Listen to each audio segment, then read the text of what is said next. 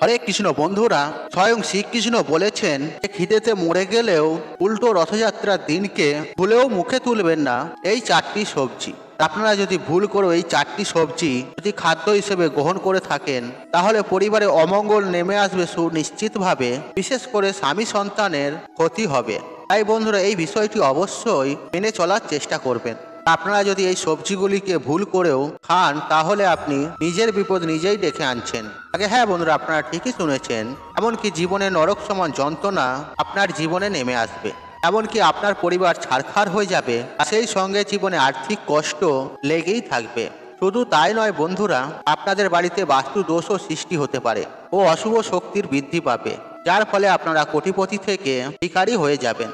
হ্যাঁ বন্ধুরা, সংসার জ্বলে পুড়ে নষ্ট হয়ে যাবে এবং সংসারে দারিদ্রতা ও অমঙ্গল নেমে আসবে। কেন এই তিনটি জিনিস আপনারা এই পবিত্র রথের দিনকে যদি খেয়ে থাকেন, তাহলে আপনার জীবনে একের পর এক যেমন আর্থিক সংকট নেমে আসবে, ঠিক তেমনি সেই সঙ্গে আপনার পরিবারে প্রত্যেকটি সদস্যদের সর্বনাশ নিশ্চিত রূপে হবে। বিশেষ করে প্রভু জগন্নাথ দেব এতটাই রুষ্ট হবেন যে আপনার স্বামী সন্তানের জীবনে নেমে আসতে পারে চরম ভয়ঙ্কর দারিদ্রতা, এমনকি অমঙ্গলের ছায়া। বন্ধুরা, আপনারা যেমন এই তিনটি সবজি বাড়িতে রান্নাও করবেন না, তারই সঙ্গে সঙ্গে এই সবজিগুলো বাড়ির বাইরেও কখনোই খাবেন না। কেননা এই সবজিগুলির সাথে জগন্নাথ দেবের বিশেষভাবে সম্পর্ক রয়েছে।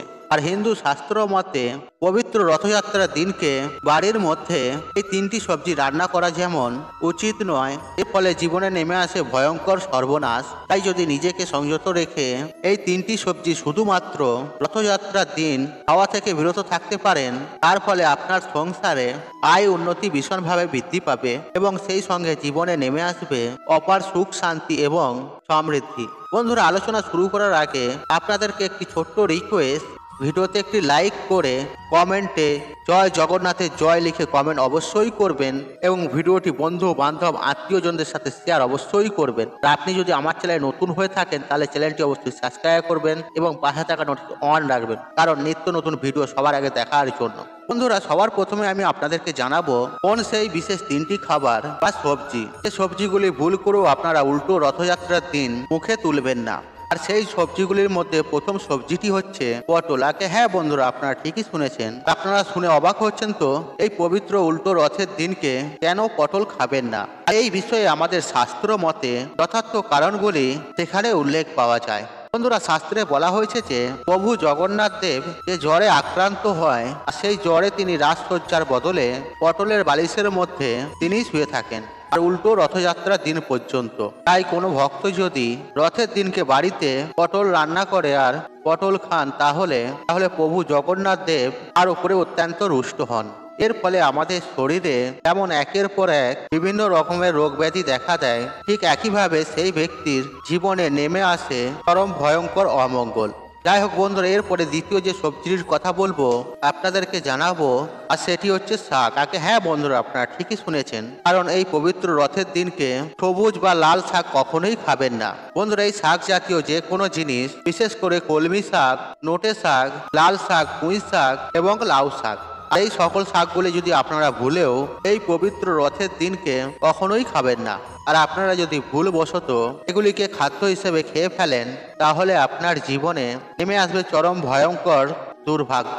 বন্ধুরা, আমাদের শাস্ত্র মতে প্রভু জগন্নাথ, বলরাম ও সুভদ্রা স্নান যাত্রা থেকে শুরু করে রথযাত্রা পর্যন্ত জ্বরে আক্রান্ত হওয়াকালীন সময়ে পটলের বালিশে মাথা রেখে কলমি শয্যার মধ্যে তিনি শুয়ে থাকেন। তাই বন্ধুরা, পবিত্র রথের দিনকে ভুল করে ওই কলমি শাক এবং পটল স্পর্শ করা কিন্তু উচিত নয়। বন্ধুরা, এর ফলে প্রভু জগন্নাথ দেবের অশেষ কৃপা করবে। বন্ধুরা, এরপরে যে তৃতীয় খাবারটির কথা বলবো, সেটি হচ্ছে তেতো জাতীয় যে কোনো জিনিস, যেমন উচ্ছে, করলা। বন্ধুরা, ভুল করেও কিন্তু এই উল্টো রথযাত্রার দিন উচ্ছে বা করলা কখনোই খাবেন না। কারণ বন্ধুরা, আমরা প্রত্যেকেই জানি প্রভু জগন্নাথ দেবের যে কাঠামোটি তৈরি হয়, সেই কাঠামো কিন্তু নিম কাষ্ঠ দিয়ে তৈরি করা হয়। তাই রথের দিনকে নিম পাতা তো একেবারেই খাওয়া উচিত নয়, এবং কি ঠিক তারই সাথে সাথে সমস্ত তেতো জাতীয় জিনিস খাওয়া থেকে নিজেকে যদি বিরত রাখেন, তাহলে আপনার এবং আপনার পরিবারের অবশ্য মঙ্গল হবে।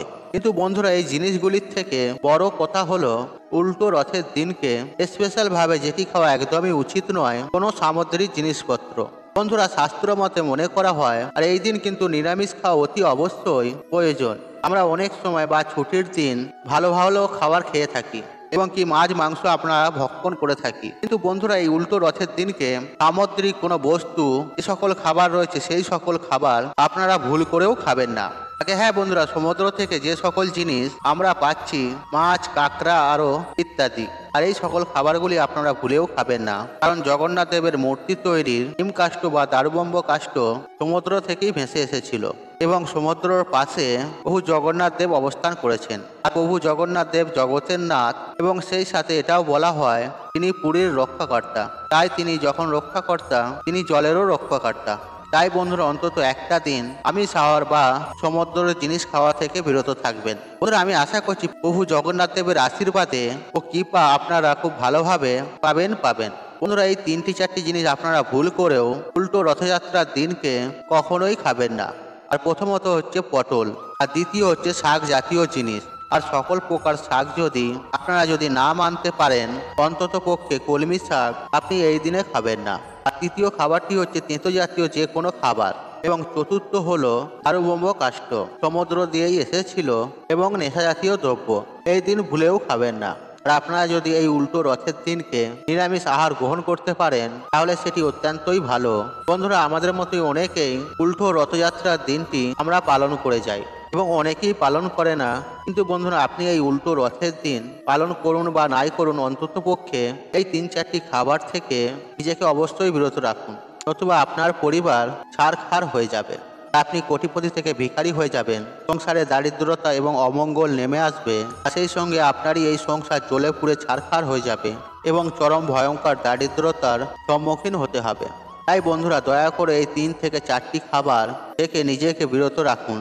আর আপনারা যদি এই সমস্ত খাবারগুলিকে খাদ্য হিসেবে খান এই দিনকে, তাহলে আপনার ওপর তথা আপনার পরিবারের ওপর প্রভু জগন্নাথ দেব অত্যন্ত রুষ্ট হবে এবং কি আপনাকে কেউ রক্ষা করতে পারবে না। তাই বন্ধুরা, আপনারা যদি রাস্তার ভিখারি হতে না চান তাহলে অতি অবশ্যই এই খাদ্যগুলি কখনোই খাবেন না। এছাড়াও আপনারা যদি সৌভাগ্যের অধিকারী হতে চান তাহলে উল্টো রথযাত্রার দিনকে সন্ধ্যেবেলায় প্রভু জগন্নাথ দেবের মূর্তি বা চিত্রের সামনে আপনি আরাধনা করুন।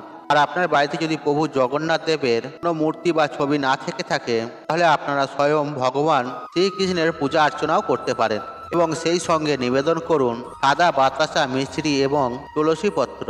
বন্ধুরা, আপনারা যদি এই 3টে জিনিস দিয়ে প্রভু জগন্নাথ দেব এবং ভগবান শ্রীকৃষ্ণের পূজা এবং আরাধনা করেন এবং তাহলে প্রভু জগন্নাথ দেবের অশেষ কৃপায় আপনি ধনবান হয়ে উঠবেন। আর প্রভু জগন্নাথ দেবের অশেষ কৃপায় আপনার বাড়িতে সুখ শান্তি সমৃদ্ধি দিনে দিনে বৃদ্ধি পাবে এবং আপনি যে তুলসী পাতা মিছরি সাদা বাতাসা প্রভু জগন্নাথ দেবের উদ্দেশ্যে নিবেদন করেছেন সেই মিছরি বাতাসা এবং তুলসী পাতা সপরিবারে প্রসাদ স্বরূপ গ্রহণ করবেন। এর ফলে সারা জীবন সুস্থ ও নিরোগ থাকবেন এবং কি দীর্ঘদিন ধরে বেঁচে থাকতে সক্ষম হবেন। বন্ধুরা, আশা করছি এই ভিডিওটি আপনাদের ভালো লেগেছে। তাহলে ভিডিওতে একটি লাইক করুন, একটি কমেন্ট করুন, একটি শেয়ার করুন এবং বন্ধু বান্ধব আত্মীয়জনদের সাথে শেয়ার অবশ্যই করুন। মনে রাখবেন, আপনার একটি শেয়ার অনেক মানুষকে উপকৃত করে তুলতে পারে। আপনি যদি আমার চ্যানেলে নতুন হয়ে থাকেন তাহলে চ্যানেলটি অবশ্যই সাবস্ক্রাইব করুন এবং পাশে থাকা অন রাখুন, কারণ নিত্য নতুন ভিডিও সবার আগে দেখার জন্য। ঈশ্বর আপনার মঙ্গল করুক, আপনি সুস্থ থাকুন, নিরোগ, আপনার দিন মঙ্গলময় হোক। হরে কৃষ্ণ কৃষ্ণ কৃষ্ণ হরে হরে।